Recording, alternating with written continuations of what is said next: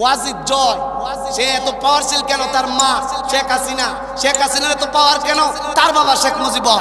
তারেক জিয়ার এত পাওয়ার কেন? তার বাবা জিয়াউর রহমান। বাবার ওয়ারিশ সূত্রে তার আলাদা পাওয়ার।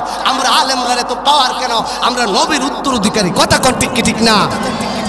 নবীর উত্তরাধিকারী যে আমরা, এটা ডকুমেন্ট কি, দলিলটা কি, বিএসসিএস আরএস এটা কি, খরচা কি, খারিজ কি?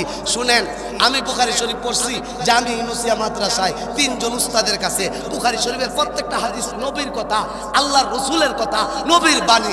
এর থেকে একটা ওয়ারিশ সূত্র আমি বর্ণনা করি। আমি বুখারী পড়ছি জামি ইউনুসিয়া মাদ্রাসায়, প্রথম 10 পারা পড়ছি আল্লামা আশিক আলাহি রহমাতুল্লাহি আলাইহির কাছে।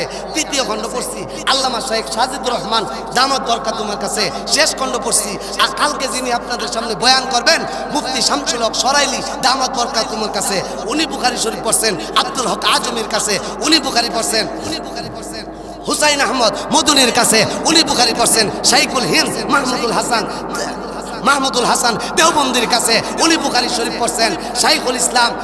শাইখুল ইসলাম কাসেম নানতুবি দেওবন্দ মাদ্রাসার প্রতিষ্ঠার কাছে উনি বুখারী পড়ছেন। শাহ আব্দুল গনি মুজাদ্দিদের কাছে উনি বুখারী পড়ছেন। শাহ মোহাম্মদ ইসহাকের কাছে উনি বুখারী শরীফ পড়ছেন। শাহ আব্দুল আজিজের কাছে শাহ আব্দুল আজিজ বুখারী পড়ছে। শাহ ওলিউল্লাহ মুহাদ্দিসে দেহলভির কাছে উনি বুখারী শরীফ পড়ছেন। শাহ আবু তাহের কুর্তির কাছে উনি বুখারী পড়ছেন। ইব্রাহিম কুর্তির কাছে উনি বুখারী পড়ছেন। আহমদ আল কুশাশির কাছে উনি বুখারী পড়ছেন। আহমদ ইবনে আব্দুল কুদ্দুস শান্নবীর কাছে উনি বুখারী পড়ছেন। ইব্রাহিম ইবনে আহমদ তনকির কাছে উনি বুখারী পড়ছেন।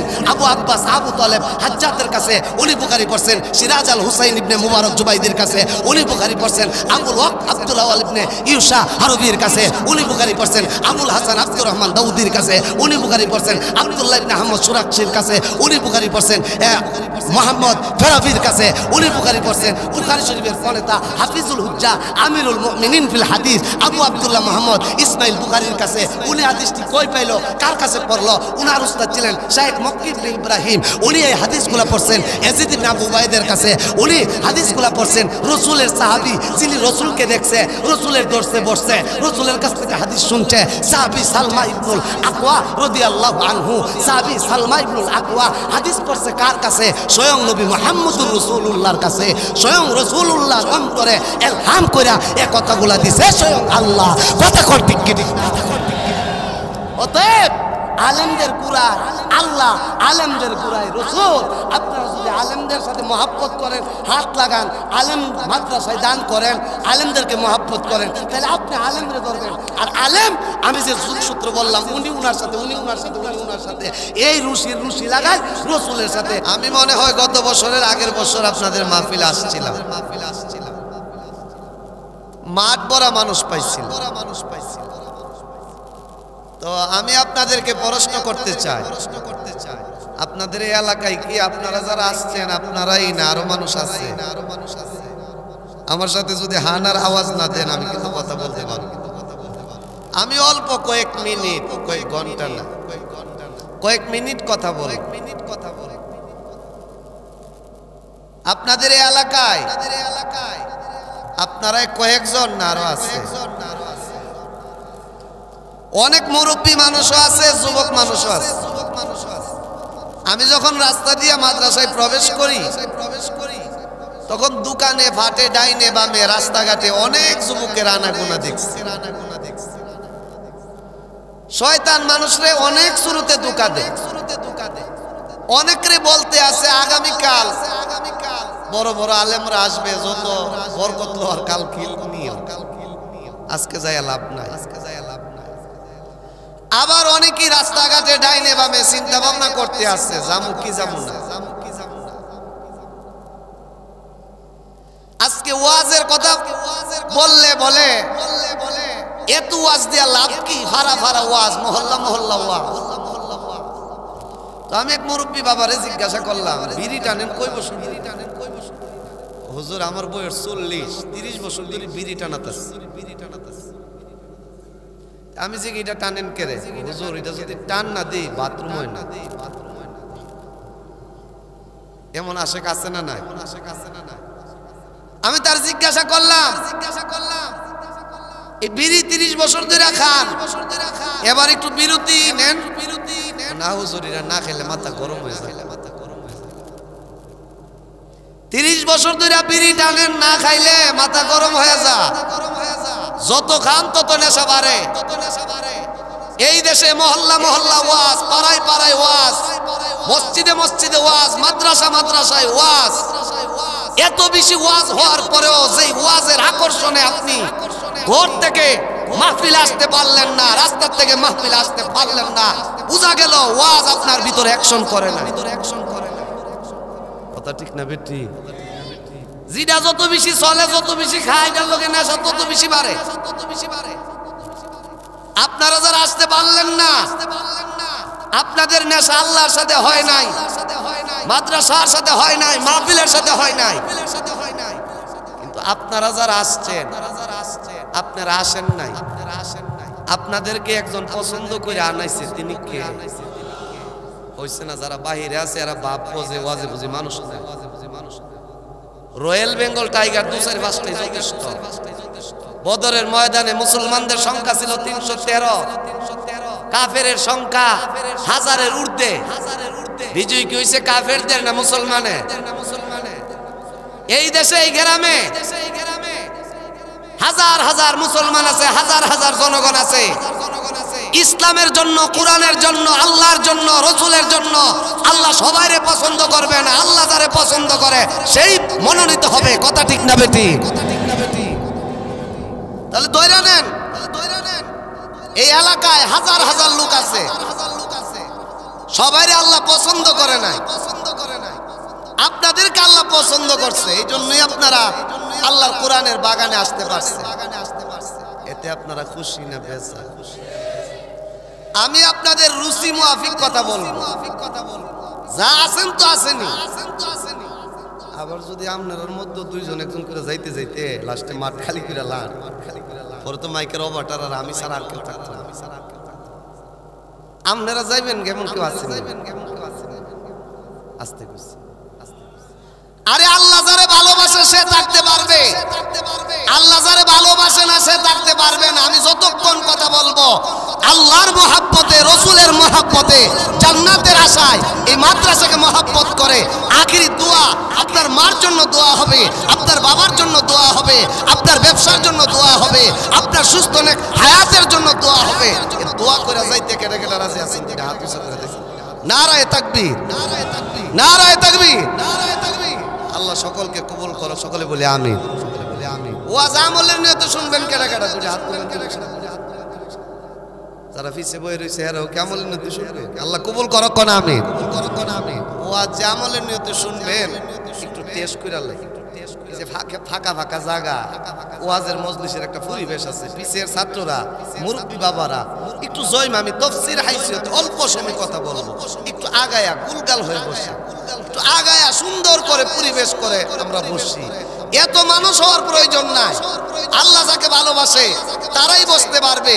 আজকের ওয়াজ আপনার হেদায়েতের উসিলা হতে পারে। পিছের বাইরে যদি একটু এখানে সামনে আইসা বসেন, একটু ভালোবাসা হয় আমার সাথে, কোরআনের সাথে, আল্লাহ আপনাদেরকে হায়াতে বরকত দিবে। আল্লাহ বরকত দিবে যে আমার বান্দা কোরআনের মাহফিলকে ইজ্জত করতে গিয়া আরামে পিছনে বসছিলেন, কিন্তু কোরআনের মাহফিলের সৌন্দর্যতা বজায়ের জন্য আপনি বসতেছেন। আল্লাহ আপনার হায়াতে বরকত দিবে। এই যে পিছের দুই বাবা একটু আসেন কষ্ট কইরা মাহফিলের সৌন্দর্যতার জন্য। যে সমস্ত যুবক ভাইয়েরা বাসায় চলে গেছেন, রাস্তাঘাটে দাঁড়িয়ে আছেন, ব্যবসায়িক অনেক ভাইয়েরা আছেন, আমি সকলকে অনুরোধ করে বলবো আজকের মাহফিলকে ভালোবাসে, এই মাদ্রাসাকে ভালোবেসে আলেমদের দরবারে আধা ঘন্টা আমি কথা বলবো। আখিরি দোয়া করবেন দেশের জন্য, এই জাতির জন্য, সারা বিশ্বের মুসলমানের জন্য। আল্লাহ সকলকে আসার বসার তৌফিক দান করে, সকলে বলি আমিন। আমার মা বোনদেরকে বলবো আপনার যুবক ছেলেটা ঘরে অযথা বসে আছে, তাকে আজকের মাহফিলে পাঠায়া দেন। আমার বোনদেরকে বলবো আপনার স্বামী অযথা বাসায় বসে আছে, আজকের এই মাদ্রাসার মাহফিলে পাঠায়া দেন। এই মাহফিলে আসা নবীর দরকে ইজ্জত করা, এই মাহফিলে আসা আলেমদেরকে ইজ্জত করা। কথা কোন ঠিক কি ঠিক না? আল্লাহ পাক আমাদেরকে এই মাহফিলে আসা বসার তৌফিক দিছে। আমরা খুশি না বেজা? আওয়াজটা হইছে আরো জোরে কর, গলাটা ক্লিয়ার করে, এটা কাশি দেন। ক্লিয়ার হইছে? এমন জোরে খুশির আওয়াজ দিবেন যারা আসে নাই তারা যেন বুঝে যে একদল ভাগ্যবান মানুষ মাহফিলে আছে। আল্লাহ যে আমরা ভাগ্যবান বানাইছে। আমরা খুশি না বেজার? খুশির আনন্দে প্রাণ খুলে মন ভরে মহান প্রভুর দরবারে শুকর আদায় করে জোরে সুরে একবার বলেন আলহামদুলিল্লাহ। আমি আপনাদের সামনে আল্লাহ পাকের কালাম কুরআনুল কারীমের 114 খানা সূরার মধ্য থেকে একটি সূরা হচ্ছে সূরা তাওবা। এই সূরার ভিতরে আয়াত আছে 129টা। আমি 111 নম্বর আয়াত তেলাওয়াত করছি। আল্লাহ আমাকে তৌফিক দান করলে আল্লাহ পাকের কালাম কুরআনুল কারীমের সূরা তাওবার 111 নম্বর আয়াতকে সামনে রেখে আপনাদের সামনে কিছু কথা বলবো। আল্লাহ আমাকে ইখলাসের সাথে বলার, আপনাদেরকে আমলের নিয়তে শোনার আল্লাহ তৌফিক দান করে সকলে বলে আমিন। এই আয়াতটার তাফসীর শুনলে লাভ হবে কি? আব্দুল কাদের জিলানী বলে একটা আয়াতের তাফসীর শুনলে আল্লাহ তার আমলনামায় 5000 কোরআন খতমের সওয়াব ঢুকাই দেয়। কেমন দামি জায়গা, দামি মজলিস। ফেরেশতারা বলতে আছে আল্লাহ এই বিহার গ্রামের একদল যুবক কোরআনের সামনে বসা, একদল মুরব্বী বাবা কোরআনের সামনে বসা, আরেক দল কপাল পুরা রাস্তায় দাঁড়ায় রইছে, ঘরে বসা রইছে, বিড়ি টানতে আছে, সিনেমা দেখতে আছে, টিকটকে অশ্লীল জিনিস দেখতে আছে। ফেরেশতারা বলে তোমার কপাল বড় মন্দ। আল্লাহর কোরআনের বয়ান হয়, নবীর ঘরের মাদ্রাসার মাহফিল তুমি যাইতে পারলা না, মানে তুমি নবীর সৈনিক হইতে পারলা না। কথা ঠিক না বেটি? আপনি বিএনপি করেন, বিএনপির তারেক জিয়া আইছে, আপনি সমাবেশে অংশগ্রহণ করলেন না, আপনি 1 নম্বর বিএনপি না, আপনি 6 নম্বর বিএনপি। আপনি মনে করেন আওয়ামী লীগ কি করেন? ধরেন না, দেশে আওয়ামী লীগ নাই, ধরেন না আওয়ামী লীগ করেন। আওয়ামী লীগের নেতা আইলে তার লগে আপনার অংশগ্রহণ করতে হবে। জাতীয় পার্টি নেতা আসলে জাতীয় পার্টির দলে অংশগ্রহণ করতে হবে। আপনারা যারা আল্লাহর দলের, নবীর দলের, কোরআনের দলের, এখানে কোরআনের কথা হবে, আপনাকে আসতেই হবে। কথা কোন ঠিক কি ঠিক না? আমি তাফসীর হাইসিয়তে কয়েকটি কথা বলবো। আমার তিলাওয়াতকৃত সূরার নাম সূরা তাওবা। এই সূরার ভিতরে আয়াত আছে 129টা। আমি যে আয়াত থেকে কথা বলবো এটা 111 নম্বর আয়াত। কোরআন শরীফের কিছু সূরাকে বলা হয় মাক্কিয়া, কিছু সূরাকে বলা হয় মাদানিয়া। মুফাসসিরে কেরামের ব্যাখ্যা করছে নবীর বয়স 40 বছর একদিন সূরা নাজিল হওয়া শুরু হইছে। শুরু হওয়ার পরে নবী মক্কাতে 13 বছর ছিলেন। হিজরতের আগে যত সূরা নাজিল হয়েছে এই সূরাগুলিকে বলা হয় মাক্কি। হিজরতের পরে মদিনায় ছিলেন 10 বছর, যত সূরা নাজিল হয়েছে এই সূরাগুলিকে বলা হয় সূরা মাদানী। সূরা তাওবার শুরুতে লেখা সূরাতুত তাওবা মাদানিয়া। এই সূরাটা মদিনাতে নাজিল হয়েছে। কিন্তু বাবা আমি যে আয়াতটা তেলাওয়াত করছি 111 নম্বর আয়াত, এই আয়াতের ব্যাপারে মুফাসসিরে কেরাম বলে মাক্কিয়া, মানে এই আয়াতটা মক্কায় নাজিল হয়েছে। তাইলে সূরাটা মদিনায়, আয়াতটা মক্কা, এটার যোগসূত্র কি? মুফাসসিরে কেরাম বলে শুনো, 111 নম্বর আয়াতটা মক্কায় নাজিল হয়েছিল। এর কয়েকদিন পরেই আমার নবী হিজরত করছে, মদিনায় গেছে। বাকি আয়াতগুলি মদিনায় নাজিল হয়েছে। যেহেতু 128টা আয়াত নাজিল হয়েছে মদিনায় আর একটা আয়াত নাজিল হয়েছে মক্কায়, এই জন্য আয়াতটা মাক্কি আর পুরা সূরাটা মাদানী। তাহলে এটা কোন আয়াত? যে আয়াত নাজিল হওয়ার পরপরই আল্লাহর পয়গম্বর বিশ্ব নবী রাহমাতুল লিল আলামিন মদিনাতে হিজরত করছে। জানার দরকার আছে না? না আস্তে করে আর জোরে কোন আছে না? না আপনি হিসাব মিলিয়ে দেখেন, কত সিনেমা দেখছেন, কত নাটক দেখছেন, কত টিকটক দেখছেন আগাগোড়া বুঝার জন্য। আর এটাও হিসাব মিলান আল্লাহর কোরআনের তাফসীর বোঝার জন্য। আপনার জিন্দেগির কয় ঘন্টা, কয় মাস, কয় সপ্তাহ আপনি বিলীন করেছেন হাসর ময়দানে আল্লাহর সামনে পুরা জিন্দেগির হিসাব হবে কি হবে না? আস্তে করে হবে কি হবে না? এই যে আমার সামনে আপনারা বসা, এই সময় আপনার পক্ষে বলবে আল্লাহ এটা হলো ওই সময় আমি বিহার শহীদিয়া জামিয়া শহীদিয়া মাদ্রাসার মাহফিল হইছিল, গাজীপুর থেকে উলিল্লাহ সুবহানে আইসা আয়াতের তাফসীর করছেন, বয়ান করছেন। এই সময় তোমার বান্দা কুরআন কি ইজ্জত কইরা বসছিল। আমি তোমার কাছে আবেদন জানাই তোমার বান্দারে তুমি জান্নাত। আর যারা ঘরে বসে রাস্তায় বসে টিভি সিনেমা টিকটক দেখতে আছে এই সময় কই আল্লাহ এই হইলো এই কপাল পুরা, যেই কপাল পুরা হুজুররা বয়ান করতো, তাফসীর করতো, আর হে বৈশা দোকানে বৈশা সুদের কারবার করতো, দোকানে বৈশা হে সমালোচনা করতো, মোবাইলে গান বাজনাই সময় কাটাইতো, তার ঠিকানা হবে জাহান্নাম। কথা কোন ঠিক ঠিক না? তাহলে এই সূরাটা মক্কায় নাযিল হয়েছিল আয়াতটা, এই আয়াতটার বাংলা তরজমা কি, এরপরে শানে নুজুল, এরপরে তাফসীর। আল্লাহ রাব্বুল আলামিন বলে ইন্নাল্লাহা আশতারা মিনাল মুমিনিনা আনফুসাহুম ওয়া আমওয়ালাহুম বিআন্না লাহুমুল জান্নাহ। একবার সুরে সুরে কোন আল্লাহু আকবার। কোরআনের ভাষা আরবি না বাংলা? সবাই কোন আমাদের ভাষা, তাহলে বাংলা তরজমা শুনেন। এই আয়াতটা বাংলা তরজমা কি, আল্লাহ কি বুঝাইতে চাইছে আমরা? ইন্নাল্লাহা আশতারা মিনাল মুমিনিনা আনফুসাহুম ওয়া আমওয়ালাহুম বিআন্না লাহুমুল জান্নাহ। ইন্নাল্লাহা আশতারা, ইন্না শব্দের অর্থ হলো নিশ্চয়, নিশ্চয়। এই যে দেখছেন যুবকরা উঠতেছে, আল্লাহ ভাইদেরকে হেদায়েত দান করে, সকলে বলে আমিন। একজনও লড়বেন না, কয়েক মিনিট কথা বলবো, আমি দিদি বললাম। ইন্নাল্লাহা আশতারা, অবশ্যই অবশ্যই, ইশতারা আল্লাহ ক্রয় করেছে, ইন্নাল্লাহ নিশ্চয় আল্লাহ ক্রয় করেছে, মিনাল মুমিনিনা। ভালো করে বুঝছেন এই আয়াতের তরজমাটা?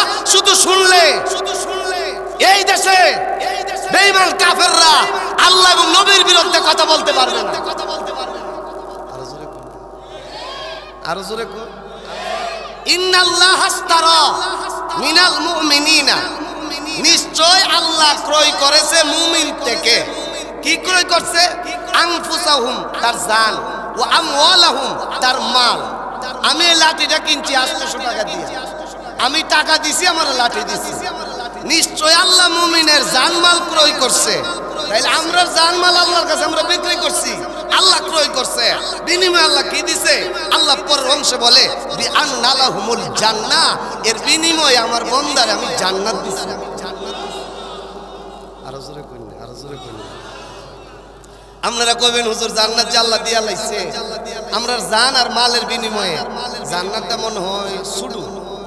আল্লাহর নবী বলে বিহার, তুমি মনে করছো ব্রাহ্মণবাড়িয়া শহরে 5 তলা বাড়ি করলে তোমার জীবন সফল, ঢাকা গুলশান বনানীতে 5 তলা 10 তলাকে বিল্ডিং করলে তোমার জীবন সফল, তুমি যদি ব্রাহ্মণবাড়ির এমপি হতে পারো তোমার জীবন সফল, তুমি মনে করেছ বাংলাদেশের একজন চেয়ারম্যান হলে তোমার জীবন সফল। আল্লাহ কোন না, এই পৃথিবী সিটিকুল, আখিরাত স্বর্ণ, এই দুনিয়া ক্ষণস্থায়ী, আখিরাত চিরস্থায়ী। বান্দা তুমি কালিমা গ্রহণ করেছ, তোমার জন্য আমি আল্লাহ একজন ইমানদারদেরকে যে ছোট্ট বাড়িটা দিমু, এই ছোট্ট বাড়িটা হইল তামাম পৃথিবীর 10টার সমান। বাংলাদেশ না আমেরিকা না লন্ডন না। আদাতুল ইবাদিয়াস সালিহিন মা লা আইনুন রাআত ওয়ালা উযনুন সামিআত ওয়ালা খাতারা আলা কলবি বাশার। একবার জোরে জোরে বলুন আল্লাহু আকবার। আদাতুল ইবাদিয়াস সালিহিন, আল্লাহ কো সলিহিনদের জন্য আমি আল্লাহ প্রস্তুত করে রাখছি জান্নাতের ভিতরে এমন জিনিস মা লা আইনুন রাআত, বান্দা চোখ দিয়া কোনোদিন দেখে নাই, ওয়ালা উযনুন সামিআত, কান দিয়া শুনে নাই, ওয়ালা খাতার আলা কলবি বাশার, অন্তর দিয়া বান্দা ধারণাও করতে পারে নাই। দুনিয়ার বউ পাইছেন কয়টা? একটা। 2 নম্বর বিয়া করতে গেলে প্রথম বউ মাথা ফাটায় এলা, আর নাইলে 14 শিখের ভিতরে ডোহায়া দেয়। আর ইচ্ছা থাকলেও বিয়া করা সম্ভব হয় না, আর করলেও না 1টা 2টা 3টা 4টা বউ একসাথে রাখতে পারবেন, এর বেশি রাখার কোনো সুযোগ নাই। আল্লাহ নবী বলে শুনো ইমানদার, ইমান লইয়া যদি মরতে পারো তোমারে যে বউ দেওয়া হবে নিম্নে 70টা। আর জোরে কইনা। আর এরা কেমন হইব? তামাম পৃথিবীর সুন্দরী নারীদেরকে এক পাশে রাখলে সব নারীদের সৌন্দর্য যা হবে জান্নাতি হুরুগিল মানে সৌন্দর্য এর চাইতে 1000 কোটি গুণ বেশি হবে। এই জান্নাত আমরা চাই কি চাই না? দুনিয়াতে একজন কালা আর একজন ফেসা, দুনিয়াতে একজন লম্বা আর একজন খাটু, দুনিয়ার একজন কণ্ঠ আছে আর একজনের নাই। আল্লাহ কো মরার পরে কারো কোনো কষ্ট থাকবে না। কেন থাকবে না? কেন? দুনিয়ার কালা ফেসা সুন্দর সবাই রে জান্নাতে যাওয়ার আগে একটা নহরে গোসল দিবেন, আল্লাহ তার ইউসুফ নবীর মতো সুন্দর বানিয়ে দিবেন।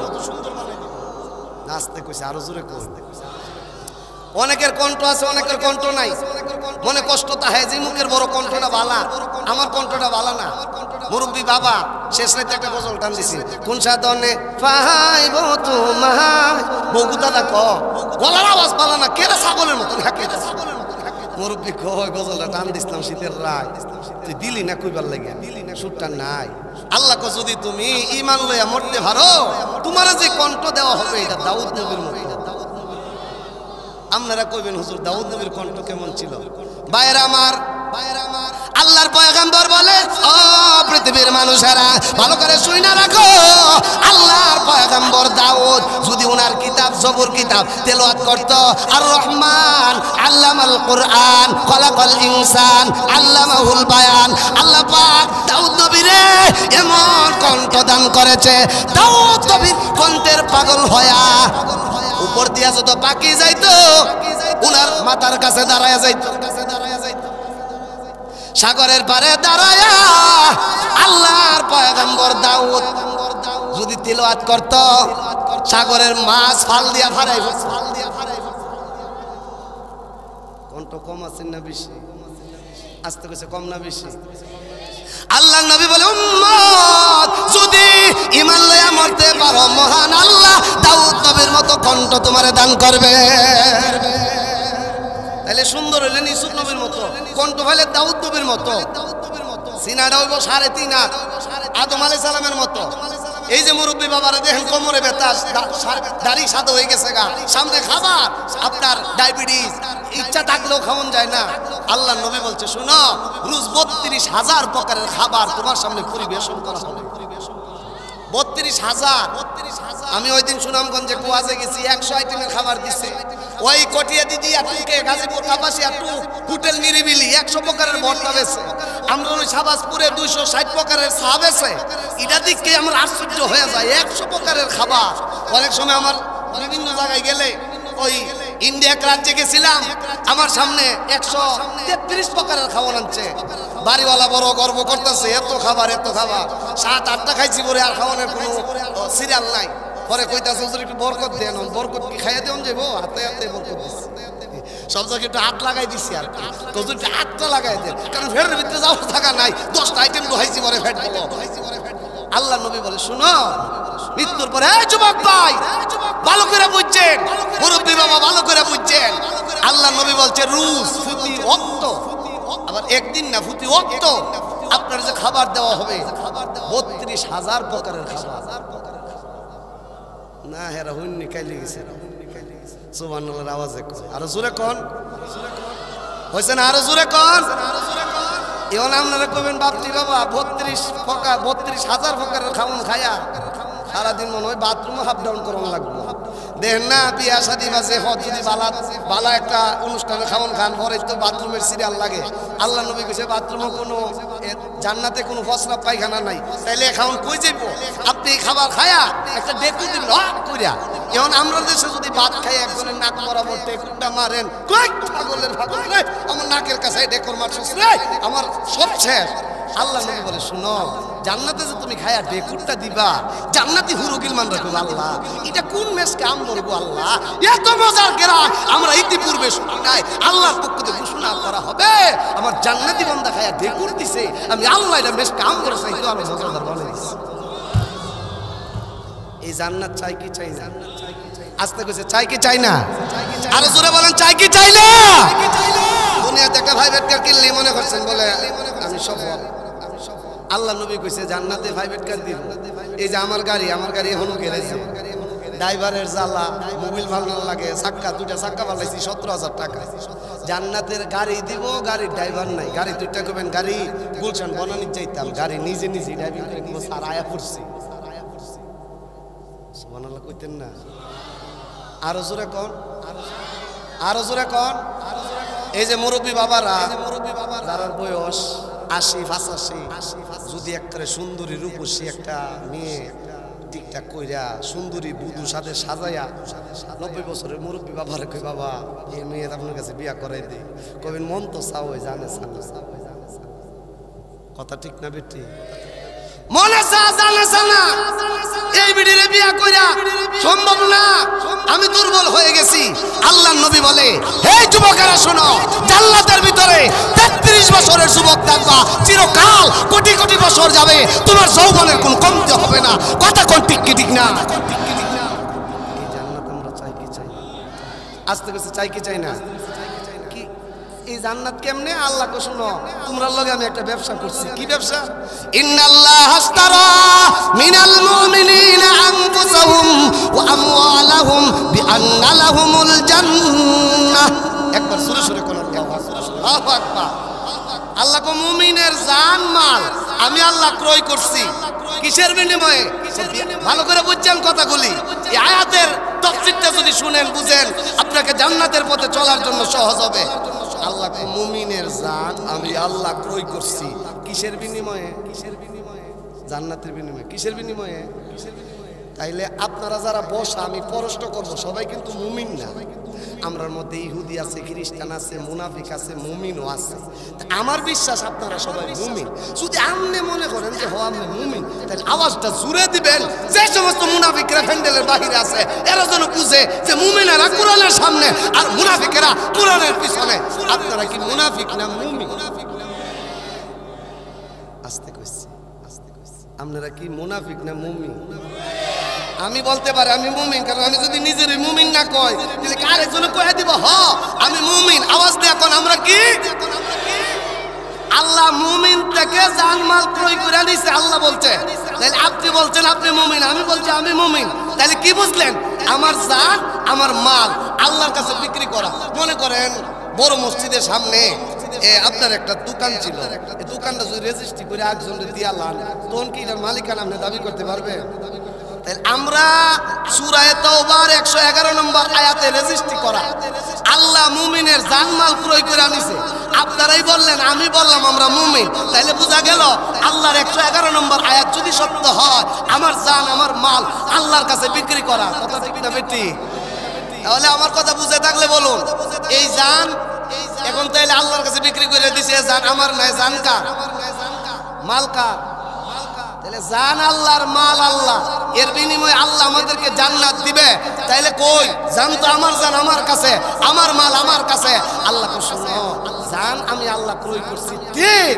আমি যেই সময় তোমাকে হুকুম করব, মনে করেন একটা জায়গা বিচ্ছালাইছেন এক বেচারার কাছে, বেচারা লন্ডন তাহে, বেচারা কইছে ভাই তুমি আপাতত বাস করতে তাহো, আমি যখন তোমারে কমু তখন তুমি বাড়ি ছেড়ে দিও। তখন বাড়িওয়ালা কইছে ভাই আগামী মাসের 1 তারিখ এই যে মৌলানা জালালউদ্দিন আব্বাসী সাহেব, আমি প্রায় তারোয়া আমার মহিলা মাদ্রাসা বাড়ি মিল্লা যে একটা বাড়ি এবং জায়গা কিনছি প্রায় এখানে 1 কোটি টাকা ইনভেস্ট। আমার বাড়ির তাহুন না কেউ নাই, আমার বাবার আরেক বাড়ি আছে, আমার নিজস্ব আরেক বাড়ি আছে। আমি গাজীপুরে থাকি, মৌলানা জালালউদ্দিন আব্বাসী সাহেব আমার মুফতি ইমাম সাহেব উনার ফ্যামিলি নিয়ে আমার বাড়িতে তাহে। এখন আমি যদি উনারে কই ভাই আমার বাড়ি ছেড়ে দেওয়া লাগবো, যে কোনো সময় উনি ছেড়ে দিতে প্রস্তুত, কারণ বাড়িটা আমার নামে রেজিস্ট্রি করা, উনারে ক্ষণস্থায়ীভাবে দিচ্ছি। সেই সময় উনাকে বলবো এই সময় উনি বাড়ি ছেড়ে দিতে হবে, উনিও ছাড়তে বাধ্য। আপনি একজনের কাছে ভাড়া দিচ্ছেন, 1 মাস আগে কয়া দিচ্ছেন আগামীকাল কাছ থেকে ভাড়া নাই, আমার বাড়িতে আমি তখন আরেকটা ছাইরা দিব। আল্লাহ ডেকে বলে পৃথিবীর মানুষেরা তোমরা এই দুনিয়ার ভাড়াটিয়া, জান আমি আল্লাহ ক্রয় করছি, মাল আমি ক্রয় করছি। আল্লাহ তো নেই না, আল্লাহ কহ নেই না। তবে শুনো, এই জমিনে একদল আছে ইসকনের সদস্য, একদল আছে ইহুদি, একদল খ্রিস্টান। এরা যখন আমি আল্লাহর ঘর ভাঙতে আসবে, এরা যখন ইসলামের উপর কটাক্ষ করবে, এরা যখন মুসলিম বোনকে দর্শন করতে আসবে, তখন উলামায়ে কেরাম যদি ডাক দেয় ওই ইসকনের বিরুদ্ধে লড়াই করার জন্য, মাল দিতে হলে মাল দিব, জান দিতে হলে জান দিব, তখনই প্রমাণ হবে আমি আল্লাহর কাছে আমার জান মাল বিক্রি করেছি। কথা কোন ঠিক কি?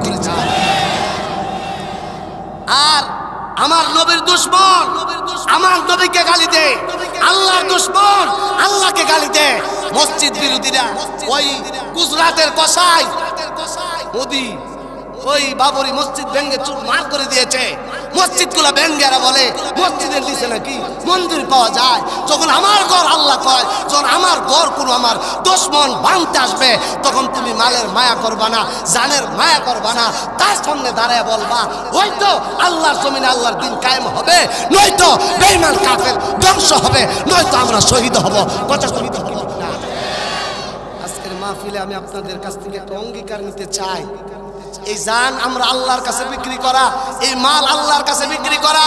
এই দেশের আলেম উলামায়ে কেরাম যদি আবার একটা যুদ্ধের জন্য ডাক দেয় ইসকনের বিরুদ্ধে, ইসরায়েলের বিরুদ্ধে, স্ত্রীর কাছ থেকে থেকে বিদায় নিয়া, সন্তানের কাছ থেকে বিদায় নিয়া, মার কাছ থেকে বিদায় নিয়া, শাহাদাতের তামান্নার আকাঙ্ক্ষা নিয়ে মাথার মধ্যে কাপড়ের কাপড় পরিধান করে জানার মাল আল্লাহর জন্য দিতে কারা কারা রাজি আছেন? তুই হাত উঁচু করে দেখা, একবার জোরে সোরে কোন আল্লাহু আকবার, আরো জোরে কোন আল্লাহু আকবার।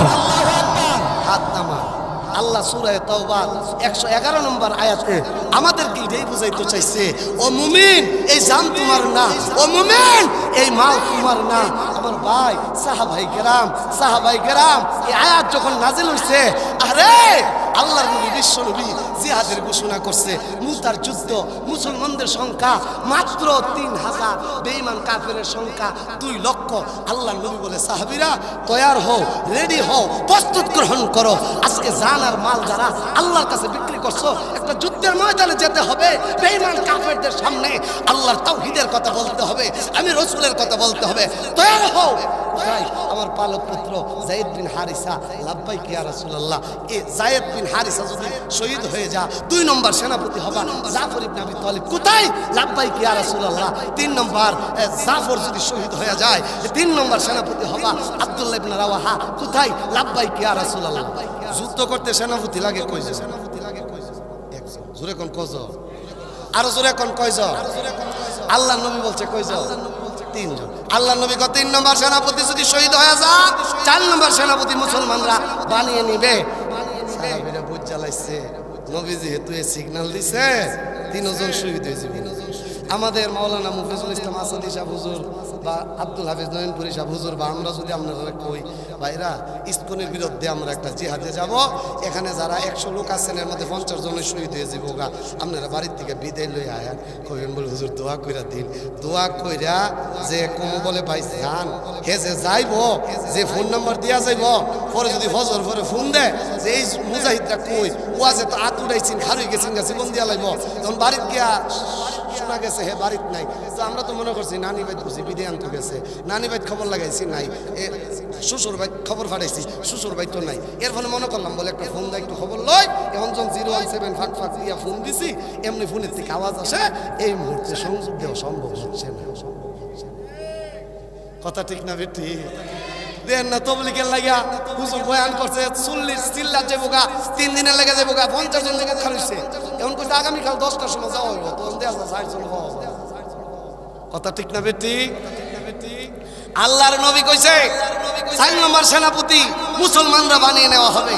এই 3 জন সাহাবী আমার আপনার মতো মোবাইল সংযোগ দেওয়া সম্ভব হচ্ছে না, কয় নাকি কয় নবীর হাদিস শুনেন, নবীর হাদিস শুনেন। কষ্ট হইতেছে, আস্তে আস্তে কষ্ট হইতেছে। ইমানদারদের কষ্ট হবে না। ইমানদারের সামনে যখন কোরআনের বয়ান করা হয়, ইমান বাড়তে থাকে। এক দলের মন কইতাছে হুজুর করতে তাহেন মজই লাগতাছে, বুঝবেন আপনার ইমান বাড়তে আছে। আরেক দল আছে কইতাছে কোন সময় দোয়া করব রে, কোন সময় যাইতাম রে, কোন সময় ঘুমাইতাম রে, কোন সময় খাইতাম রে, বুঝবেন ইমানও ভেজাল আছে। কথা ঠিক না বেটি? যায়েদ ইবনে হারিসা, আল্লাহর নবী কইছে বিদায় আন, যায়েদ বিন হারিসা কয় পয়গম্বর আমার তো মা নাই, আমার তো বাবা নাই, ঢাকাইতে যায়েদ বিন হারিসা রে গোলাম বানায়া মক্কা বিক্রি কইরা দিছেন খাদিজার কাছে। খাদিজাতুল কুবরা আল্লাহর পয়গম্বর বিশ্ব নবী রাহমাতুল লিল আলামিন রে হাদিয়া দিছে যায়েদ বিন হারিসা রে। যায়েদের আব্বা খবর পাইছে যায়েদ বিন হারিসা মক্কায় আব্দুল্লাহর ছেলে মুহাম্মদের গোলাম, টাকা পয়সা নিয়া আল্লাহ নবীর কাছে এসে আল্লাহ নবী গো আমার বাড়ি ওই দেশে, আপনার যে গোলাম যায়েদ বিন হারিসা এটা আমার ছেলে পয়গম্বর যায়েদ বিন হারিসা রে আজাদ কইরা দেন, যত টাকা লাগে তা দিমু। আল্লাহ নবী কয় যায়েদ রে এই যে 2টা লোক আছে এরারে কি চিনো? পয়গম্বর চিনি, উনি আমার আব্বা, উনি আমার চাচা, উনি আমার চাচা। বাইরে আমার আল্লাহর পয়গম্বর যায়েদের আব্বারে ডাক দিয়া কয় যায়েদের আব্বা তোমার সাথে একটা অঙ্গীকার করব। কি অঙ্গীকার? তোমার ছেলে যদি আমার কাছে থাকতে চায় থাকবে, আর যদি তোমার সাথে যেতে চায় চলে যাবে, 1 পয়সা দিতে হবে না। এটা তুমি রাজি নি? তুমি রাজি নি? কত বড় সহজ সরল চিন্তা করো। আচ্ছা বাপের লগে ছেলে যাইতো না, এটা কোনো কত? ঠিক আছে আমি একমত। ছেলে আপনার কাছে থাকতে ছেলে থাকবো, আমার সাথে যাইতে ছেলে যাইব। ভাইয়ের আমার, এবার আল্লাহর পয়গম্বর বিশ্ব নবী রাহমাতুল লিল আলামিন যায়েদ রে ডাক দিয়া কয়, যায়েদ রে তুমি তো আমার গোলাম হিসাবে আমার বাড়িতে থাকো, তোমার আব্বা এসে তোমারে নিত, তুমি যদি যাইতে চাও যাওগা, আমার কোনো দাবি নাই, যদি থাকতে চাও থাকতে পারো, তোমার আব্বা জোর কইরা নিত না। কি এক অবস্থা, দাঁড়ায় রইছে বাপ চাচা আশাবাদী, ছেলে তো আমরা লোকে যাইব, সাহাবীরা দাঁড়ায় রইছে, আর নবী তারে মহব্বত করে ছেলের মতো, কিন্তু এর আগে ছেলে হিসাবে ডাক দেয় না। ভাইয়ের আমার, আল্লাহর নবী বলছে যদি থাকতে চাও থাকতে পারো, চাইলে যাইতে পারো। যায়েদ চিন্তা করে নাই, সময় নেয় নাই, সাথে সাথে ডেকে বলে, পয়গম্বর আব্বার সাথে যাইতে চাইলা, সারা জীবন আপনার কদমে আপনার গোলামি করতে চাও। যায়েদের আব্বা ডাক দেয়া কয়, ফুলা কি পাগল হয়ে গেছে নি? ফুলা কি পাগল হয়ে গেছে? তার কি সিরা গেছে? গোলাম হয়ে থাকবো? কোটিপতি বাবার সন্তান, আমার দেশে যাইতো না। যায়েদের কি করলি? তোর আম্মা তোর জন্য পাগল। আমি কাঁদতে কাঁদতে দাগ হয়ে গেছে। যায়েদ ডাক দেয়া কয়, আব্বা গো, কোনোদিন খিদা লাগলে তোমার চেহারার দিকে তাকাইলে খিদা নিবারণ হয় না, তৃষ্ণা পানির তৃষ্ণা লাগলে তোমার দিকে তাকাইলে তৃষ্ণা নিবারণ হয় না, মনে কষ্ট থাকলে আব্বা আম্মার চেহারার দিকে তাকাইলে কষ্ট তো দূর হয় না। আব্বা ভালো করে শুইনা রাখো, এই যে দেখতাছ যার নাম মোহাম্মদ, যার আব্বার নাম আব্দুল্লাহ, মার নাম আমেনা, আব্বা ভালো করে শুইনা রাখো, হাজার কষ্ট লইয়াও যদি এই মানবের চেহারা মুবারকের দিকে তাকানো হয়, সাথে সাথে মনের কষ্টগুলা পানি হয়ে যায়। পানির তৃষ্ণা পানি পানি কয়া চিৎকার করতে আসি, ওই মুহূর্তে যদি এই রসুলের চেহারার দিকে তাকায় আর পানির তৃষ্ণা থাকে না, বড় খিদা খিদা, ইফতারের আগে ইফতার করবো, খিদা তৃষ্ণার্ত, আল্লাহর নবীর চেহারার দিকে তাকাইলে খিদা দূর হয়ে যা। আল্লাহর নবী বিশ্ব নবী যায়েদ বিন হারিসার এই অবস্থা দিকা, যায়েদ বিন হারিসার হাতে ধইরা খানে কাবার সামনে এভাবে দাঁড় করাইছে।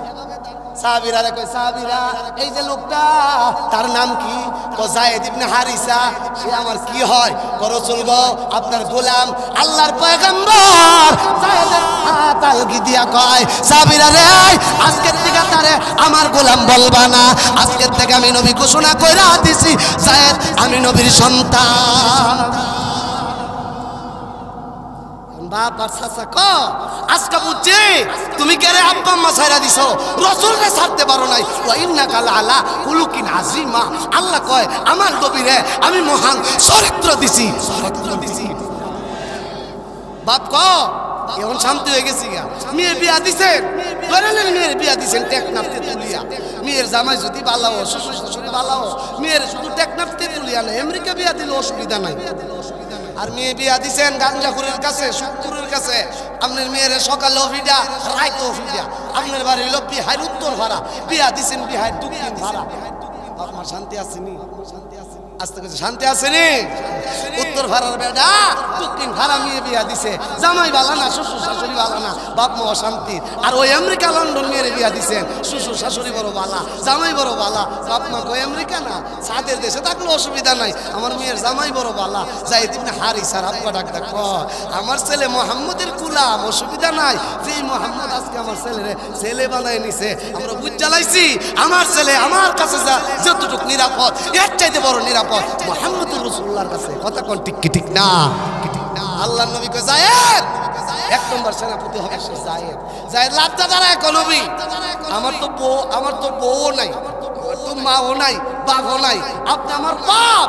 আর আয়েশা সিদ্দিকা আমার মা ঘরের ভিতর থেকে শুনছে আপনি যে সেনাপতি আমারে বানাইছেন, আর আপনি তো অনুমতি দিচ্ছেন। আমি পয়গম্বর কাফনের কাপড় মাথায় বাইদা আমি তৈয়ার আছি আল্লাহর দ্বীনের জন্য, শহীদ হওয়ার জন্য।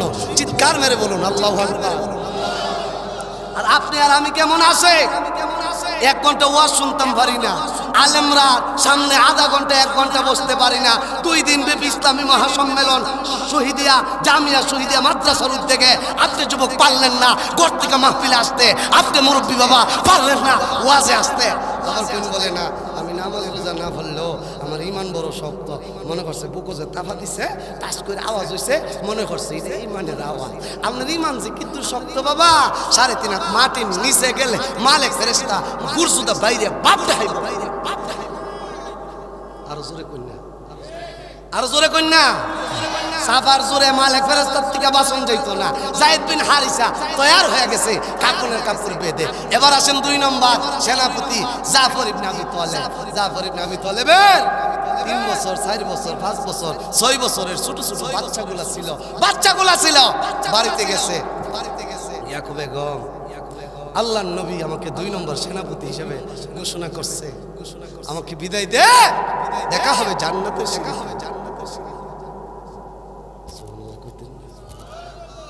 আরো জোরে কর হইছে না আরো জোরে কর বাইরে আমার জাফর ইবনে আবি তালেবের ছোট ছোট বাচ্চাগুলি আব্বারে জড়ায়া ধরছে বেগম স্বামীরে জড়ায়া ধরছে আল্লাহর কাছে দোয়া করে আল্লাহ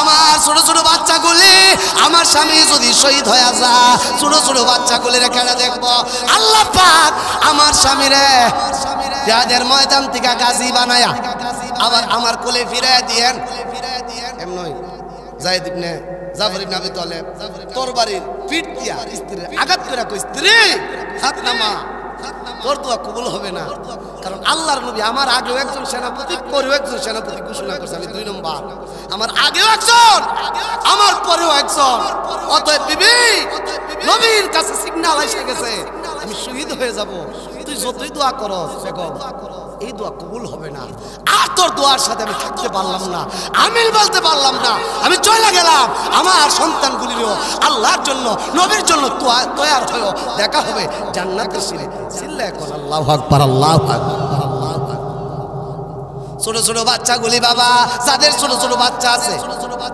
আমার 2টা মেয়ে আছে বয়স 6 বছর জমো 6 বছর আমার একটা ছোট্ট ছেলে আছে বয়স 3 বছর রাতের বেলা বারবার আমি যতক্ষণ না যাই বাসা ততক্ষণ ঘুমাই যখন মাহফিল আয়া পড়ি আমার গাড়ি পর্যন্ত দৌড়ে আসে আব্বু আপনার সাথে যাই এই যে একটা ভালোবাসা সন্তানের ভাইয়ের আমার জাফর ইবনে আবি তালেব রওনা হচ্ছে আর বাড়িতে আসতে পারবে না সন্তানের চেহারা দেখতে পারবে না একবার জোরে সোরে কোন আল্লাহু আকবার وَإِذَا قِيلَ لَهُمْ آمِنُوا كَمَا آمَنَ النَّاسُ আল্লাহ কোরআনে কইছে হে ঈমানদাররা তোমরা ঈমান আনো কামা আমানান নাস যেমন ভাবে মানুষেরা ঈমান আনছে মানুষ দিয়ে আল্লাহ বুঝাইছে সাহাবীরা আল্লাহ ডাইকা কয় বান্দারা রে ঈমান আনবা যেমন ভাবে সাহাবায়ে কেরাম আমি আল্লাহর উপরে নবীর উপরে ঈমান আনছে ওই যে জাফর ইবনে আবি তালেব স্ত্রী সন্তান সব ছাইরা রওনা হইছে আল্লাহ কয় হের মতন তোমার আমার ঈমান হুজুরা ডাক দিলে স্ত্রী সন্তানের কাছ থেকে বিদায় নিয়া স্ত্রী সন্তান পিছনে কলারে ধরবো ধাক্কা মাইরা জিহাদের ময়দানে যাইতে পারবে হ্যাঁ পারবে ঈমান وَإِذَا قِيلَ لَهُمْ آمِنُوا كَمَا آمَنَ النَّاسُ আল্লাহ কো ঈমান আনো যেমন ভাবে সাহাবীরা আল্লাহ রাসূলের উপরে ঈমান আনছে জাফর ইবনে আবি তালেবের ছোট ছোট বাচ্চাগুলি কাঁদলে আব্বা চকলেট আইনো কলা আইনো আব্বা এই মজা আইনো সেই মজা আইনো বিবিটাকে স্বামী গো একটু দাঁড়াও একটু মনের কথা কয় জাফর ইবনে আবি তালেব ডাক দিয়ে কই বিবি রে তোরে দেখার কোনো আমার টাইম নাই সন্তান দেখার টাইম নাই কেন টাইম নাই আমার এই দিলে আমার এই অন্তরে সন্তানের মহব্বত নাই স্ত্রীর মহব্বত নাই তোমরা চাইতে 1000 কোটি গুণ বেশি ভালোবাসি আমি আল্লাহ এবং রাসূল রে চলে গেছে আব্দুল্লাহ ইবনে রাওয়াহা মাত্র বিয়া করছেন মিয়া বিয়া করে নবীর কাছে দুআন্ত গেছি সুন্দরী বউ রূপসী বউ বাসর ঘরের সাজে সজ্জিত হইয়া ঘরে বসে আছে আল্লাহ নবীর দরবারে গেছে নবী কো 3 নম্বর সেনাপতি আব্দুল্লাহ ইবনে রাওয়াহা আব্দুল্লাহ ইবনে বলে হুজুরের ঘরে সমাগম বুঝেন কথা কোন ঠিক না বেটি আজকে হুজুররা কত গালি দেন না হুজুরের মধ্যে আজকে ঐক্য নাই এক হুজুর দানের শীষ আরেক হুজুর নৌকা এক হুজুর খেজুর গাছ আরেক হুজুর তাল গাছ আরেক হুজুর ভাল্লা আরেক হুজুর বটকিরা কথা ঠিক না বেটি? আপনারা কবেন বলে হুজুর, আপনারা হুজুর হয়তো ঠিক না, আমরা কেমন ঠিক থাকুন? আপনারা হুজুররা দেন না, একদল হুজুর হইলো পাল্লা লয়ে আছে, আরেক দল হুজুর ওই যে দেন না ভাঙ্কা দামারে বাতাস করতেছে, এই ভাঙ্কা লয়ে আছে, আরেক হুজুর খেজুর গাছ নিয়ে আছে, আরেক হুজুর রিক্সা লয়ে আছে, আরেক হুজুর সিনজি লয়ে আছে। এরপরে সব মানুষের একটা ইচ্ছা ছিল, সব নির্যাতিতরা ঐক্যবদ্ধ হবে, আমরা স্বাধীন দেশে আবার নতুন করে স্বাধীনতা অর্জন করব, আমরা এই দেশে বুক ফুলিয়ে আল্লাহ এবং নবী ইসলামের কথা বলবো। 5ই আগস্টের পরেও দেখা যায় মাইক দিয়ে হুজুর ওয়াজ করে, একদল নাস্তিকের গোষ্ঠীরা মাইক কেড়ে নেয়। আরো জোরে কোন কথা ঠিক না ঠিক? তবে শুনেন, কোন হুজুরের মার্কা তিল্লা, কোন হুজুরের মার্কা খেজুরের গাছ, কোন হুজুরের মার্কা পাল্লা, কোন হুজুরের মার্কা হাত পাকা। এটা হলো রাজনীতি ক্ষেত্রে আমি একটা দল করছি, আপনি একটা করছেন, আপনি একটা করছেন, এটা হলো এই দেশ এমপি মন্ত্রী হইবার জন্য এটা একটু রাজনীতিক একটা কলা কৌশল। তবে শূন্য রাখেন, একটা গাছ থেকে দেখবেন একটা ডাল গেছে উত্তর দিকে, একটা বাম দিকে, একটা পশ্চিম দিকে, একটা পূর্ব দিকে, একটা উপরের দিকে। যদি পুরাতে কেউ কাটতে আসে, প্রত্যেকটা গাছের ডালাই সেই নিচ দিকে আক্রমণ করা হয়, তখন কিন্তু উত্তর দিকে ডাল, দক্ষিণ দিকে ডাল, পূর্ব দিকে ডাল, পশ্চিম দিকে ডাল যদি কয় আমার মুখ পশ্চিম দিকে, আর পূবেরটা যদি পূবের দিকে, উত্তরটা যদি উত্তরের দিকে, দক্ষিণেরটা যদি দক্ষিণের দিকে, হবে না, পুরা কাটতে লাইতাছে। শুইনা রাখেন, কোন হুজুরের মার্কা খেজুর গাছ, কোন হুজুরের মার্কা তাল গাছ, কোন হুজুরের মার্কা হাত পাকা, কোন হুজুরের মার্কা দাড়ি পাল্লা। তবে শুইনা রাখেন, আল্লাহ এবং রসুলের ব্যাপারে আমরা সকলে একমত। কথা কোন ঠিক কি ঠিক না? আমরা রাজনীতির কেন্দ্র বিন্দুতে এক একজন এক এক দলের সৈনিক হতে পারি, তবে এই কথা ভালো করে শুনে রাখেন, আল্লাহর নবীর বিরুদ্ধে যদি কেউ যায়, আল্লাহর বিরুদ্ধে যদি কেউ যায়, মসজিদের বিরুদ্ধে যদি কেউ যায়, মাদ্রাসার বিরুদ্ধে যদি কেউ যায়, এই দেশ থেকে ইসলাম ধ্বংস করার পায়তারায় কোনো অপশক্তি যদি ঐক্যবদ্ধ হয়, তখন আর তাল গাছ, বেল গাছ, হাত মাখা খেজুর গাছের দ্বিধা দ্বন্দ্ব থাকবে না। আমরা এক প্ল্যাটফর্মে ঐক্যবদ্ধ হয়ে নাস্তিক বেঈমান কাফেরদের বিরুদ্ধে লড়াই করব। সেই লড়াইয়ে কারা কারা অংশগ্রহণ করতে রাজি আছেন? তুই হাত উঁচু করে দেখা। এক নুরানির ছাত্রের জিজ্ঞাসা, এই নুরানির ছাত্র, মাদ্রাসাত কি জঙ্গিবাদের ট্রেনিং দেওয়া হয়নি? শুধু বলা তো জঙ্গি টঙ্গি বুঝে না, আমার মাদ্রাসাত নুরানি ট্রেনিং দেওয়া হয়। সিআইডি মনে করছে নুরানি ট্রেনিং বুঝি দেন না, একটা জঙ্গি, একটা হরকত, একটা এই সেই কত জাতের সংগঠন আছে, সিআইডি মনে করছে নুরানি ট্রেনিং বুঝি একটা জঙ্গিবাদের শাখা পোশাখা। কইটা কোন সময় দেওয়া হয়? কইটা ফজরের টাইম থেকে নিয়ে পরের দিন আসা পর্যন্ত। এখন সিআইডি কোথায় শুরুর দিকে দেখুন লাগবে।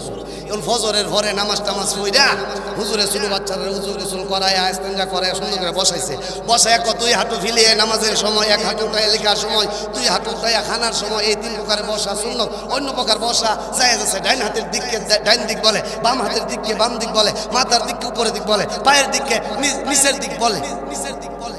একটু পরে ছুটি হয়েছে নাস্তা, সিআইডি ডাক দেখো, কিরে বাবা নুরানি ট্রেনিং যে কইছস এটা কোন সময় হয়? স্যার একটু আগে যে ডাইন দিক বাম দিক উপর দিক নিচ দিক আমরা হুজুরে ফরাইছে, এটাই নুরানি ট্রেনিং। তখন সিআইডি কে লেখছে, কওমি মাদ্রাসা আইছে ট্রেনিংটা দেওয়া হয়, এটা জঙ্গিবাদের ট্রেনিং না, এটা আদর্শ মানুষ করার ট্রেনিং। আস্তে কইছে আরো জোরে কোন। আগে আমরা মাদ্রাসার ছাত্র খুঁজে পাইছি না, আর এরা যখন জঙ্গিবাদের টেক আমাদের কওমি মাদ্রাসায়, নুরানি মাদ্রাসায়, হাফিজিয়া মাদ্রাসায় লাগাই দিছে, এখন আর ছাত্রর অভাব হয় না। আস্তে কইছে আরো জোরে কোন। এখন এমপির আর গুলা, মন্ত্রীর গুলা, আমি গাজীপুর মাদ্রাসা চালাইছি, এই এলাকার বড় বড় লোকের ছেলেরা মাদ্রাসা দিতেছে, এরা বুঝ চালাইছে মাদ্রাসা শিক্ষাই আসল শিক্ষা। কথা কোন ঠিক কি ঠিক না? কিন্তু এভাবে কইরা যখন কোনোভাবে এরা পার পাচ্ছে না, বর্তমানে একটা ইস্যু দাঁড়াইছে, স্বৈর শাসক শেখ হাসিনা ভাগছে। এখন হুজুরের মধ্যে এক হুজুর হিজুর গাছ, আরেক হুজুর তাল গাছ, আরেক হুজুর ভাল্লা, আরেক হুজুর বটকিরা, আরেক হুজুর ভাঙ্কা। হুজুররা ঐক্য হতে পারতেছে না, অতএব হুজুরার ইমান নাই। হুজুরার যেহেতু ইমান নাই, আমরা হুজুরার কাছে চললে লাভ নাই। এগুলো আপনারা দুকা দিয়া বুকা বানাইবার কায়দা। কথা কোন ঠিক কি ঠিক না? এই দেশের রাজনৈতিক ক্ষেত্রে কারো মার্কা হবে দান, কারো মার্কা হবে হেজুরের গাছ, কারো মার্কা হবে তাল গাছ, কারো মার্কা হবে পাঙ্কা। আমি বলতে চাই এই মার্কার ভিন্নতায় আপনি মোল্লারা দেশ শেষ করে লাইতাছে। এই মৌলবি কাফের, এই মৌলবি মুনাফিক, এই আলেম নাস্তিক, এই আলেম স্বৈর শাসকের এজেন্ট, এই কথা বইলা আপনি আপনার ঈমান হারাইবেন না। আপনি বলবেন হুজুরের যেই দল মন ভাল লাগছে এই দল করতেছে, আমার যেই দল ভাল লাগে এই দলে আমি ভোট দিব। তবে আমরা একথাই বিশ্বাস করি, এই আলেমরা হলো নবীর ওয়ারেস, আলেমরা হলো আল্লাহর জমিনে আল্লাহর দ্বীন কায়েম করার মাধ্যম। কথা কোন ঠিক কি ঠিক না? কারণ কি জানেন নি, আমরা নবী একটা সার্টিফিকেট দিয়ে রাখছে। কয়দিন আগে দেখছেন না, বীর মুক্তিযোদ্ধা, আমার বাংলাদেশের যারা প্রকৃত বীর মুক্তিযোদ্ধা তাদেরকে আমরা সেলুট জানাই, তাদেরকে আমরা সম্মান জানাই। কোনো প্রকৃত বীর মুক্তিযোদ্ধা যেন অপমানিত অপদস্থ না হয়, কারণ এরা দেশের জন্য কষ্ট করেছে। এরা মুক্তিযোদ্ধা আছে, এটার একটা দলিল কিতা হেরার একটা সার্টিফিকেট আছে। তুমি ইমুক ক্যাম্পে ইমুকের অধীনে যুদ্ধ করছো, এটার একটা সার্টিফিকেট আছে। আমরা নবীর ওয়ারিস, আমরা আল্লাহর সৈনিক, এটারও আমরা একটা সার্টিফিকেট আছে। সারা পৃথিবী যদি আমাদের বিরুদ্ধে চলে যায় আমাদের কোনো আসে যায় না, আমরা আল্লাহর পক্ষে, নবীর পক্ষে। কথা ঠিক না বেটি? এর দলিলটা কি শুনেন ভালো করে। আপনি এই জায়গার মালিক, এটা কিন্তু বিএসসিএস আরএস এর মধ্যে আপনার নাম, দাদার নাম, দাদা মালিক আছেন, দাদার পরে আমার আব্বা, আব্বার পরে আমি ওয়ারিস সূত্রে মালিক হয়েছে, এরকম ভাবে সনদ বর্ণনা করুন লাগে। আমরা আলেমরা নবীর ওয়ারিস, এটার দলিলটা কই আমি কথা শেষ করতেছি। আলেমরা যে নবীর ওয়ারিস ভালো করে বুঝছেন, আলেমকে কেন ভালোবাসবেন? আস্তে করে বলবো, আস্তে করে আরো জোরে করে বলবো, একবার জোরে জোরে কোন আল্লাহু আকবার। আমরা হইলাম নবীর ইলমের ওয়ারিস। ইন্নাল উলামা ওয়ারাসাতুল আমবিয়া, আপনি হইলেন আপনার বাবার ওয়ারিস সূত্রে সম্পত্তির মালিক। আর মাওলানা আব্দুল হাফিজ নয়নপুরি সাহেব, মুফিজুল ইসলাম আসাদি সাহেব, আপনার এলাকার আলেম উলামারা, আপনার মাদ্রাসা যে নুরানি পড়া, হেফজখানা পড়া আলেমরা, এরা সরাসরি নবীর উত্তরাধিকারী। সে ওয়াজিদ জয়, সে এত পাওয়ারশীল কেন? তার মা শেখ হাসিনা, শেখ হাসিনার এত পাওয়ার কেন? তার বাবা শেখ মুজিবুর। তারেক জিয়ার এত পাওয়ার কেন? তার বাবা জিয়াউর রহমান। বাবার ওয়ারিস সূত্রে তার আলাদা পাওয়ার। আমরা আলেমরা এত পাওয়ার কেন? আমরা নবীর উত্তরাধিকারী। কথা কোন ঠিক কি ঠিক না? নবীর উত্তরাধিকারী যে আমরা, এটা ডকুমেন্ট কি, দলিলটা কি, বিএসসিএস আরএস এটা কি, খরচা কি, খারিজ কি? শুনেন, আমি বুখারী শরীফ পড়ছি জামি ইউনুসিয়া মাদ্রাসায়, 3 জন উস্তাদের কাছে। বুখারী শরীফের প্রত্যেকটা হাদিস নবীর কথা, আল্লাহর রাসূলের কথা, নবীর বাণী। এর থেকে একটা ওয়ারিস সূত্র আমি বর্ণনা করি। আমি বুখারী পড়ছি জামি ইউনুসিয়া মাদ্রাসায়, প্রথম 10 পারা পড়ছি আল্লামা আশিক আলাহি রহমাতুল্লাহি আলাইহির কাছে। দ্বিতীয় খণ্ড পড়ছি আল্লামা শাইখ সাজিদুর রহমান দামাত বরকাতুহুর কাছে। শেষ খণ্ড পড়ছি আর কালকে যিনি আপনাদের সামনে বয়ান করবেন মুফতি শামসুল হক সরাইলি দামাত বরকাতুহুর কাছে। উনি বুখারী শরীফ পড়ছেন। আব্দুল হক আজমির কাছে উনি বুখারী পড়ছেন। হুসাইন আহমদ মদুনির কাছে উনি বুখারী পড়ছেন। শাইখুল হিন্দ মাহমুদুল হাসান দেওবন্দির কাছে উনি বুখারী শরীফ পড়ছেন। শাইখুল ইসলাম কাসেম নানতুবি দেওবন্দ মাদ্রাসার প্রতিষ্ঠার কাছে উনি বুখারী পড়ছেন। শাহ আব্দুল গনি মুজাদ্দিদের কাছে উনি বুখারী পড়ছেন। শাহ মোহাম্মদ ইসহাকের কাছে উনি বুখারী শরীফ পড়ছেন। শাহ আব্দুল আজিজের কাছে শাহ আব্দুল আজিজ বুখারী পড়ছে। শাহ ওলিউল্লাহ মুহাদ্দিসে দেহলভির কাছে উনি বুখারী শরীফ পড়ছেন। শাহ আবু তাহের কুর্দির কাছে উনি বুখারী পড়ছেন। ইব্রাহিম কুর্দির কাছে উনি বুখারী পড়ছেন। আহমদ আল কুশাশির কাছে উনি বুখারী পড়ছেন। আহমদ ইবনে আব্দুল কুদ্দুস শান্নবীর কাছে উনি বুখারী পড়ছেন। ইব্রাহিম ইবনে আহমদ তনকির কাছে উনি বুখারী পড়ছেন।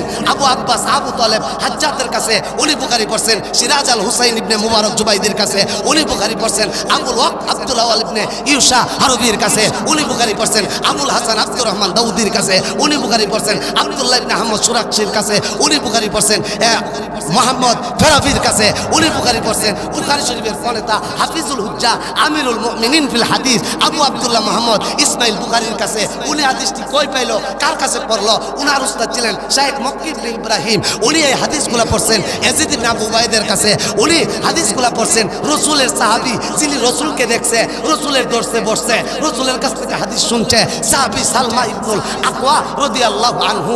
সাহাবী সালমা ইবনুল আকওয়া হাদিস পড়ছে কার কাছে? স্বয়ং নবী মুহাম্মদুর রাসূলুল্লাহর কাছে। স্বয়ং রাসূলুল্লাহর অন্তরে ইলহাম কইরা এই কথাগুলা দিছে স্বয়ং আল্লাহ। কথা কর ঠিক কি ঠিক। অতএব আলেমদের গুড়ায় আল্লাহ, আলেমদের গুড়ায় রসুল।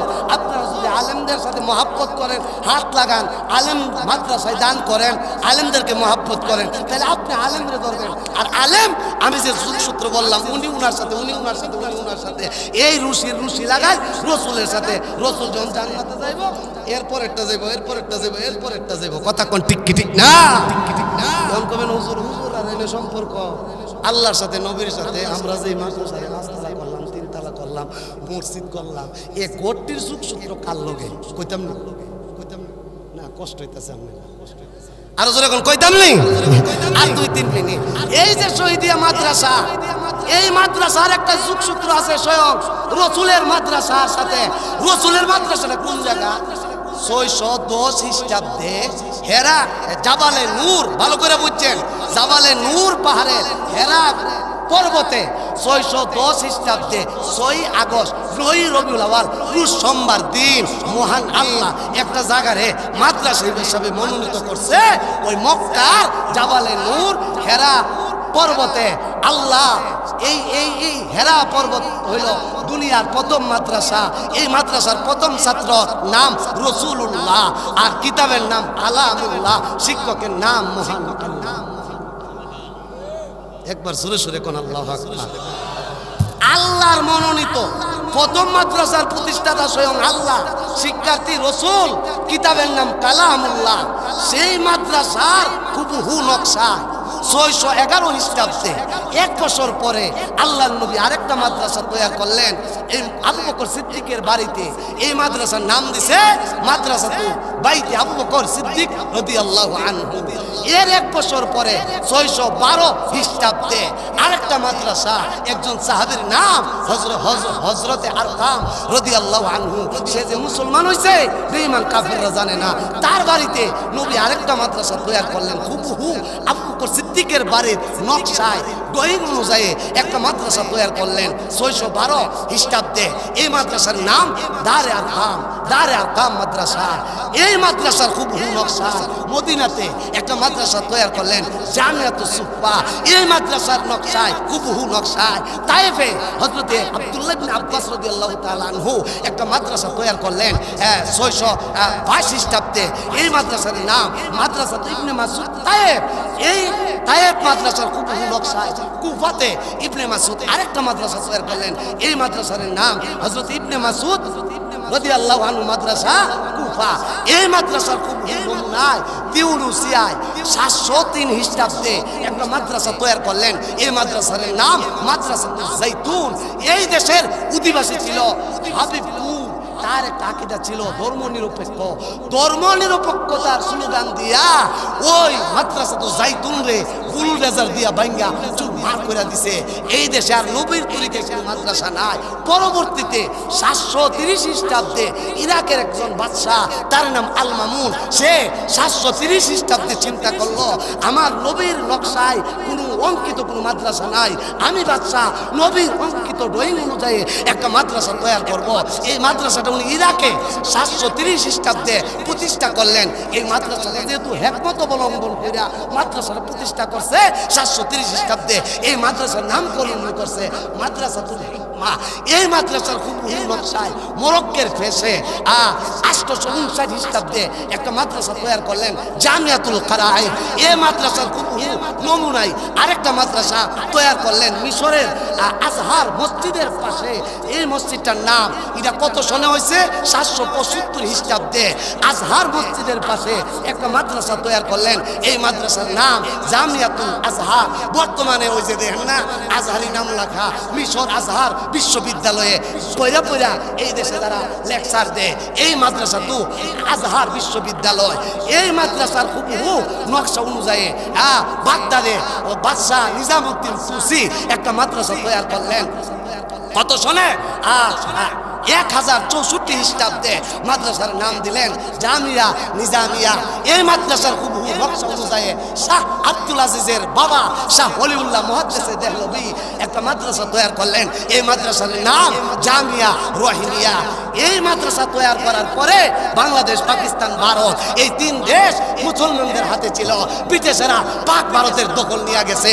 দিল্লিতে জামিয়া রহিমিয়া তত্ত্বাবধানে প্রায় 1000 মাদ্রাসা ছিল। ব্রিটিশরা বুলডোজার দিয়া পুরা পাক ভারতের দিল্লি শহরের মাদ্রাসাগুলা ভেঙে চুরমার করে দিছে। পাক ভারতে কোনো মাদ্রাসা নাই। ইংরেজদের শাসন, নাস্তিকদের শাসন, ইস্কনদের শাসন। তখন শাহ আব্দুল আজিজ শাহ ওলিউল্লাহ মুহাদ্দিস দেহলভী দুনিয়ার থেকে চলে গেছে।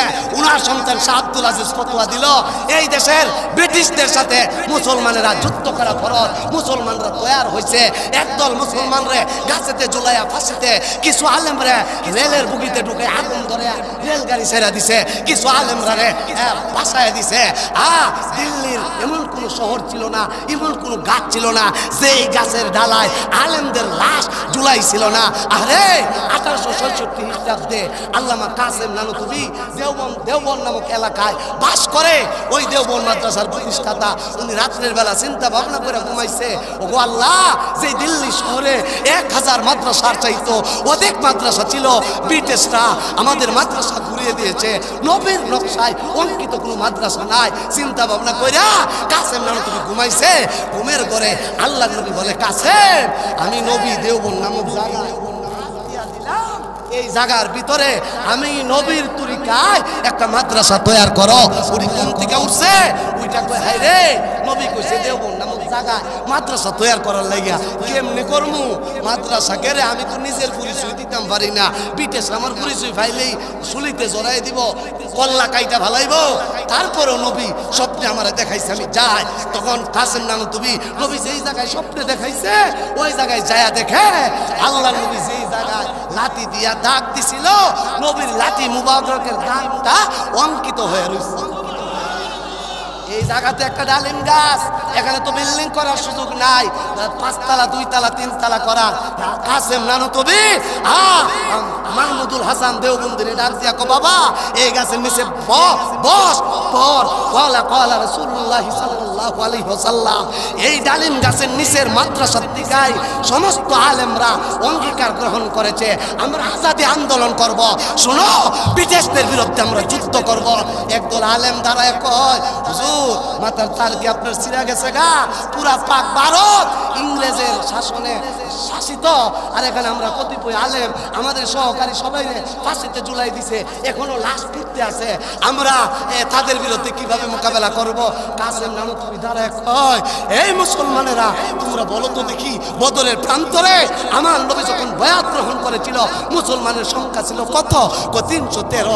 কাফেরের সংখ্যা ছিল সারা পৃথিবী ছিল কাফের। কাসেম নানুতুবি বলে, শোনো, 313 জন যদি সারা পৃথিবীর বিরুদ্ধে লড়াই করে, তাদের ঈমান আকীদা শুদ্ধ হওয়ার কারণে তারা বাঁচতে পারে। আমরা কি সেই নবীর উত্তরসূরি? 313 জনের চাইতে কম না বেশি? উপস্থিত সবাই লাফটা দাঁড়ায় কো, আমরা 313 জনের চাইতে বেশি। এবার যুদ্ধ হবে, জিহাদ হবে। মুসলমানদের সেই লড়াইয়ে ব্রিটিশরা পাক ভারত ছাইরা পালাতে বাধ্য হয়েছে। কথাটি হয়েছে। পাক ভারত যদি স্বাধীন না হইতো পাকিস্তান স্বাধীন হইতো না, পাকিস্তান যদি স্বাধীন না হইতো বাংলাদেশ স্বাধীন হইতো না। বাংলাদেশ স্বাধীনতা নির্ভর করে পাকিস্তান স্বাধীনতার উপরে, পাকিস্তান স্বাধীনতা নির্ভর করে পাক ভারত স্বাধীনতার উপরে, পাক ভারত স্বাধীনতা নির্ভর করে শাহ আব্দুল আজিজের ফতোয়ার উপরে।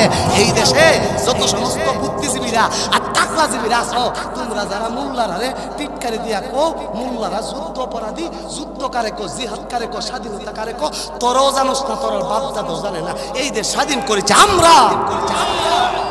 আরো জোরে বলেন, কথা ঠিক না বেঠিক?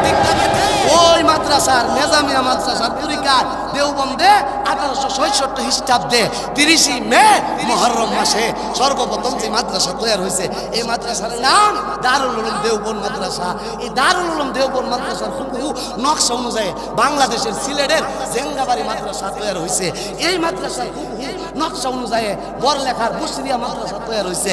এই মাদ্রাসার হুবহু নকশা অনুযায়ী হাটাজারি মাদ্রাসা হয়ে রয়েছে হাটাজারি মাদ্রাসার নকশা অনুযায়ী ঢাকার বড় কাছে গুড়া ধাক্কা দিল মামার বাড়ি দিল্লিতে আসো দিল্লিতে থাকবা বাংলাদেশে আসার সুযোগ আরো জোরে কোন ঠিক কি ঠিক না আল্লাহ বলে ইন্নাল্লাহ আশতারা মিনাল মুমিনিনা আনফুসাহুম ওয়া আমওয়ালাহুম বিআন্না লাহুমুল জান্নাহ এই শেষ কথা একদম লড়বেন না আমার তিলাওয়াত কি আয়াতে আল্লাহ কি বলে অবশ্যই অবশ্যই আল্লাহ মুমিনের জানমাল ক্রয় করছে বিআন্না লাহুমুল জান্নাহ জান্নাতের বিনিময়ে বলেন তো দেখি এ জান